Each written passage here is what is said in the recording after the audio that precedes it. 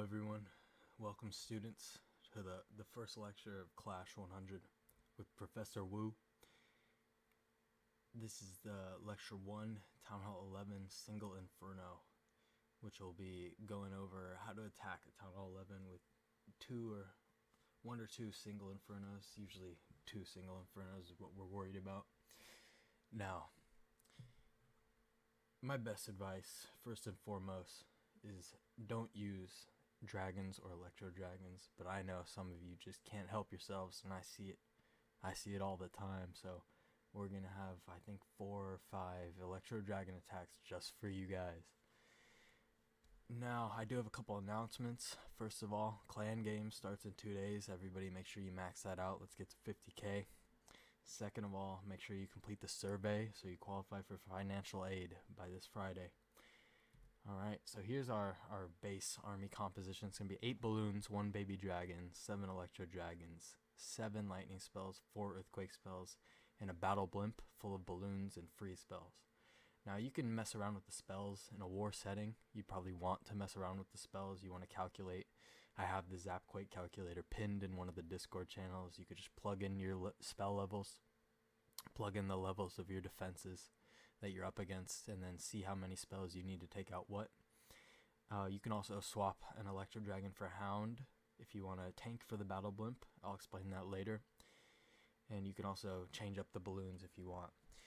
The most important thing though is going to be the Archer Queen Giant Arrow. Mine is level 9, which is less than ideal because it leaves Townhall 11 air defenses with 10 HP left, which is okay because 1 lightning spell or quake will take them out at that point. But you want a level 12 Giant Arrow if you can afford it. If not, 9 will do the trick, and anything lower, just don't even attempt E-Dragons. So let's get into some footage. So first of all, we have this base. Now, you'll notice there's holes in the base, but I don't take advantage of those because in a war setting, you're probably not going to find a base with holes in it. There's also 1 Inferno tower upgrading, but as you'll see later, that won't matter. We've got 1 single Inferno right here. We've got the 4 air defenses. We've got this sweeper, which faces this way. We've got this sweeper, which faces this way. You never want to attack into a sweeper. You always want to come from behind the sweeper. And we also have 3 air targeting expos. You want to keep these in mind because a lot of the times people overlook them and their dragons and E-Dragons get shredded. Additionally, if in war you're going to be fighting a clan castle, maybe you bring 1 poison instead of a freeze, and also there's the enemy queen. I don't consider the enemy queen a high value target here really. She's next to an air defense here and she walks like this, so you could use a lightning spell or 3 lightning spells on the air defense to get her low. But I don't think the queen actually poses a huge threat to E-Dragon. She'll take out 1 at most. And then there's also the Eagle Artillery, which is actually a huge threat. So first of all, let's consider the Giant Arrow. The Giant Arrow just kind of goes through the base like this in a straight line, whatever. So let's think about lining up these 2 air defenses, right? We would need to place the queen up here by the blacksmith and have her target it. The problem is the queen will target this first, and then she may get the angle we want, or she may get an off angle when she retargets onto the blacksmith. Additionally, even if you do clear that elixir pump, you haven't lined up a great shot on the blacksmith, and I say that because I would consider the following to be, shots that are not so risky that I wouldn't take them. First of all is the corner of a building, like this. That is a pretty surefire shot. Second is the flat face of a building, like this. Anything else I would not even attempt the shot. It's just too risky. You might miss. So with that being said, let's see what I actually do here.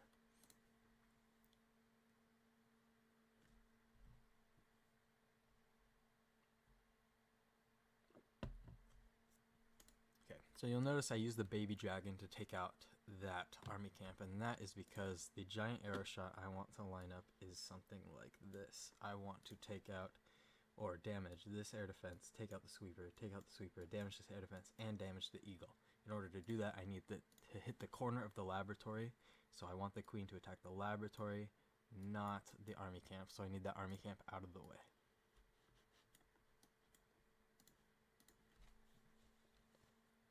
So once the queen does that, I can place my earthquake spells here and here. This earthquake will hit this single inferno, this air defense, and the eagle. You just kind of need to understand the radius of the earthquake. At level 5, it's like 4.7 tiles or something like that. So you just need to practice and get a feel for it. But generally, if they're this close, you're good. And I can do the same and hit the eagle here, which softens up the eagle a lot for me, which is always wonderful.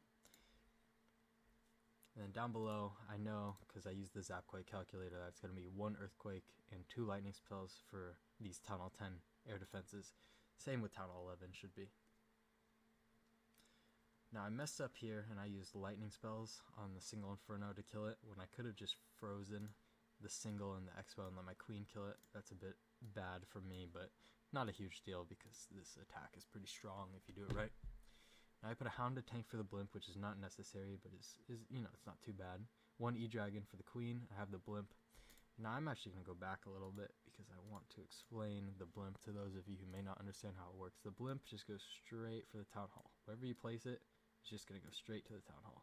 The only things that can knock it off its path a little bit are Sweepers and Tornado Traps. So keep that in mind, but not a huge deal at Townhall 11. Now the Blimp will either reach the Townhall and drop, die somewhere along the way and drop, or if you press this green arrow button, you can manually drop it, and that's what we want to do, because we want the balloons inside the Blimp to kill the Eagle Artillery for us. So we spam our E-Dragons at the bottom, we drop the balloons on the Eagle. I froze the Eagle, which is not necessary, and I'm using the King to set a bit of a wide funnel for the E-Dragons so they go in. And at this point, the base is crushed, so we can just watch the magic happen.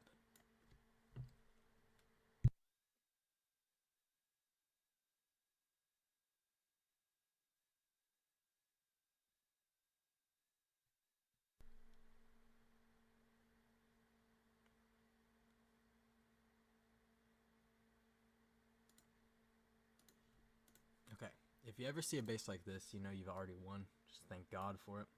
Got 1, 2, 3, 4 air defenses right there. 1, 2 Infernos, 1, 2 Sweepers, and the Eagle.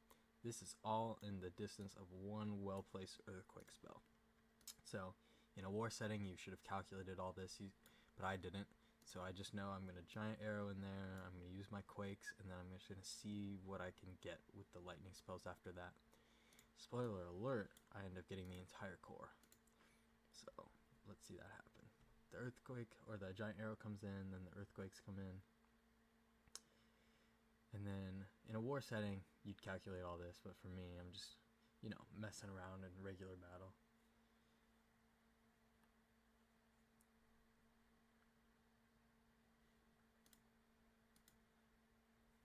Once that's all done, you want to figure out, is your Blimp going to come in from the top or the bottom to take out these Expos? It doesn't really matter, honestly. You could do either side here. I ended up going with the bottom, not a huge deal. Just make sure your balloons get both Expos. I believe I placed my Blimp like here, which is kind of dumb of me. I should have placed it over here, but it worked out in the end. It is what it is. This is not a very, you know, punishing strategy. You can make some mistakes and still have it work out. So, let's see this.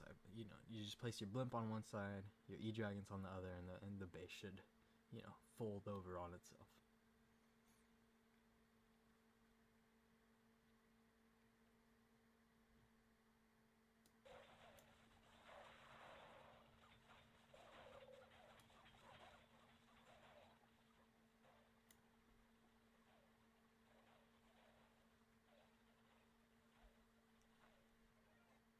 Alright, next up, we actually have 1 multi-target Inferno, which you can basically just ignore. It's not going to pose any threat, any real threat to your E-Dragons. But you notice these air defenses are within 1 quake, these air defenses are within 1 quake, so it would be good to have some sort of giant arrow come through here. So you can just use 1 earthquake to kill 2 air defenses, and then you can use 1 earthquake and 4 lightning spells to kill the other 2.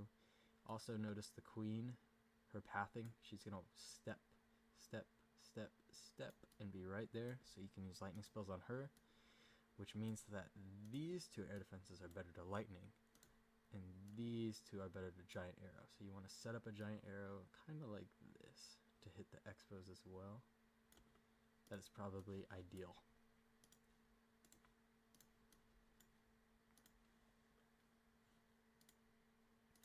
2 times speed.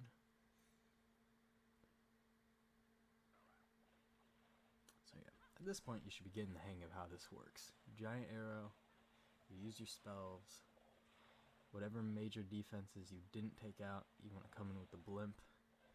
In this case, the most threatening defense here is actually not the eagle, it is the single target Inferno, so we're going to blimp that. And then instead of E-Dragoning down here, since the eagle will likely still be up, we want to E-Dragon this way to get the eagle.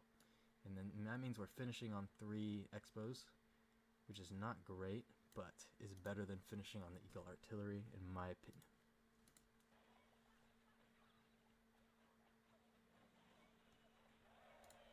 So let's just watch it happen.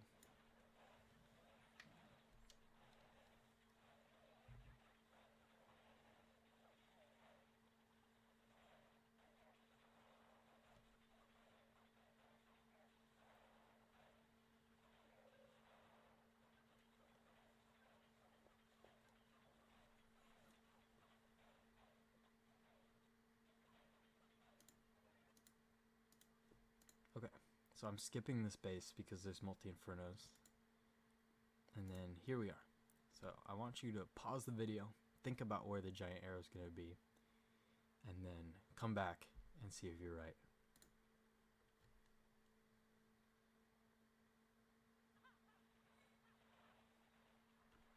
So, in case you got it wrong, we're giant arrowing here because there was 2 air defenses, 2 expos in case you hit it south somehow, so if you came on this army camp instead of this dark barracks, and then crucially there's the eagle and Inferno towers up here. So not only was it high reward, it was low risk, because even if you miss, you're still hitting some good value. You know that these up here are 1 quake away. You can use the lightning spells to kill this sweeper, which means you can come in down here with either your E-Dragons or a blimp and be fine, and up here with the alternative. Whatever you don't put on the bottom, you put on the top, and then should be good to go.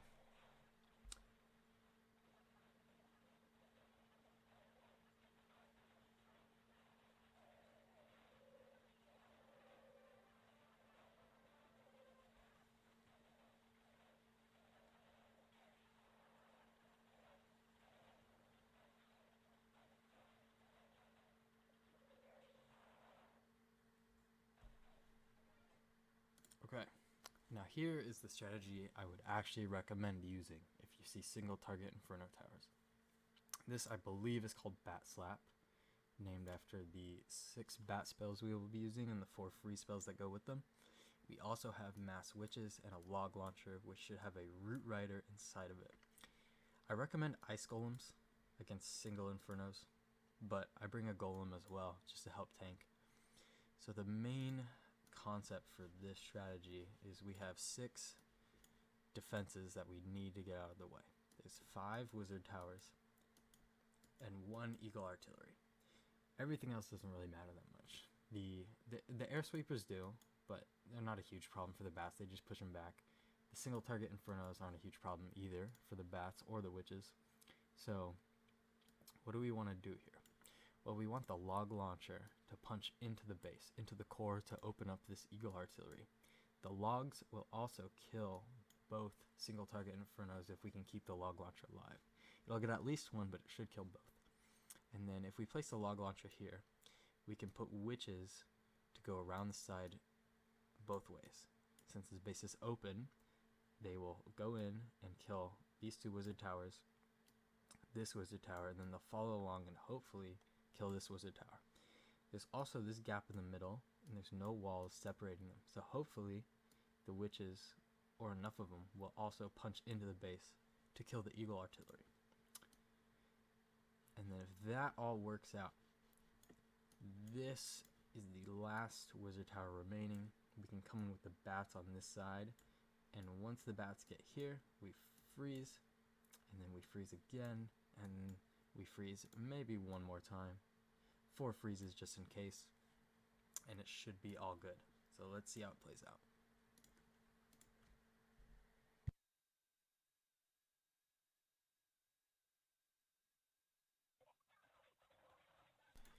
Now, I like to use Valkyries to funnel these guys, but you can use witches to funnel themselves. It's not a huge deal, and the heroes. So, a lot of options.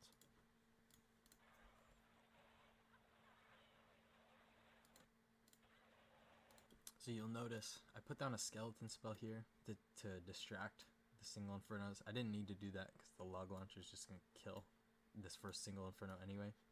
But the rest of the strategy is working well. The witches are going around, killing the wizard towers. It's looking good so far.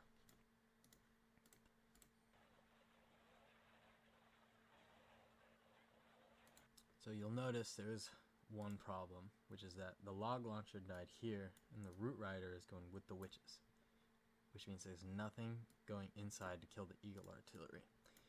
It's not a, strategy ruining problem because we've got so much force going on both sides that the bats won't get attacked by the eagle. It'll be the king or the golems or the ice golems or the root rider, but it is ideal that the eagle would go down here. Now, thankfully, the queen does step in to take out the eagle. That's pretty lucky. So we can start in the bats now.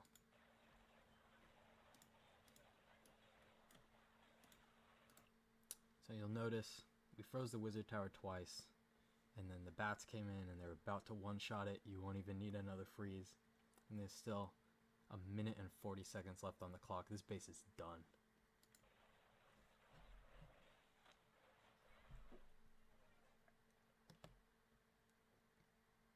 Now here, I messed up my footage, but we're going to be using a similar strategy. This one, however, uses a flame flinger and healers for the queen charge. Now, the flame flinger has 11 tile range, which is the same as a mortar and less than an X-bow, but is more than every other defense on the map.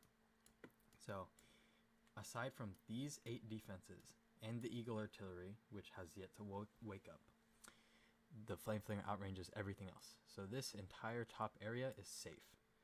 All of this is unsafe because we have these 8 defenses around. But this top is safe. However, I always recommend bringing a giant or a hog rider to test, because you can tell the flame flinger is placed up here because of this ring of fire.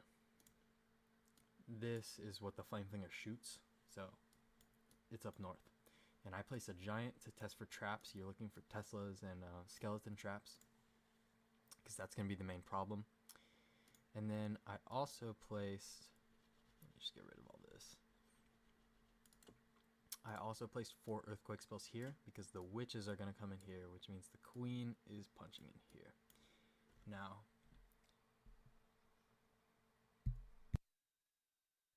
the job of the queen is to get these 3 defenses out of the way. So we want to funnel her by killing off these buildings. If we can do that, the queen is going to go in here if we can break this wall as well. Now, I don't have super wall breakers unlocked, but if you do, they're much better than the normal wall breakers. So you want to place the queen, her 4 healers, funnel a little bit, get her going inside. Now, I didn't funnel great in this example. You want to funnel a little bit better, take out that spell factory earlier than I did, but it worked out okay in the end. Actually, put it on 2 times speed. There we go. Have the healers go in.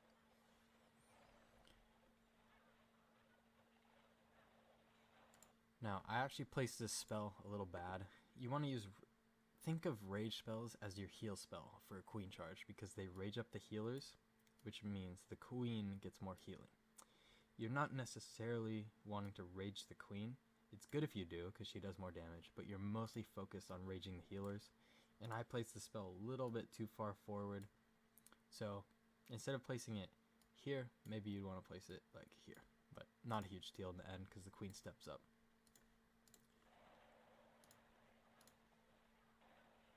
Now, I did have to freeze this single target Inferno, even though my queen has a frozen arrow. I'm also running the invisibility vial instead of the giant arrow here, because it's like a nice little second chance. But I did end up having to freeze the Inferno, which isn't great, but at least I only had to use 1 freeze, because she does have the frozen arrow, so she can get through it after that. Now, since I only had 1 wall breaker left, I couldn't actually get through this wall.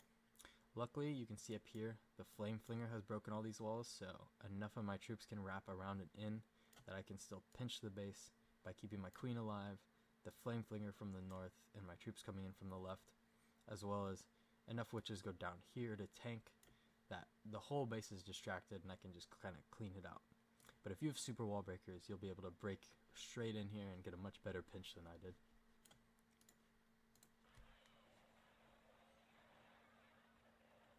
So I keep my queen alive with one more rage right there. Pretty close, but didn't even have to use the ability. And then the king and witches go in, the flame flingers come in from the top. And this base is as good as done. So you will notice later on that I was close to running out of time with this attack. The flame flinger is slow, and setting up a queen charge or queen walk is always slow as well. E-dragons are also pretty slow, so you just pick your poison there. I would recommend the bat slap if you can, but I'm just giving you an alternative to the alternative. So, in short, just don't use E-dragons against a single Inferno if you can help it. If you can't help it, use the giant arrow, use your spells. But if you can, use mass witches, use bat spells. If the wizard towers are super spread out and you can't really get good pathing towards them, I would just go with mass witches with either queen charge and flame flinger, or just a log launcher. Just try to punch through the base. Bat spells can be pretty risky if you can't get enough of the wizard towers down, because then you have to use too many free spells. So there's no perfect strategy really, but I'm just trying to explain to you what to look for in a base to use these kind of strategies, and then how to execute them well once you found a worthy base. One last thing to note: if you have a Grand Warden, use the ability proactively and don't just let your Warden die and then have his ability activate, because then he might not be affecting as many troops as, let's say, if your E-dragons are attacking a single Inferno, or you see black mines pop up and they're about to hit 3 E-dragons. You pop the ability, you save some HP, you save some troops, and then hopefully that in turn protects the Warden later on in the match. Yeah, that's about it. See you guys on the next lecture. Have a good evening.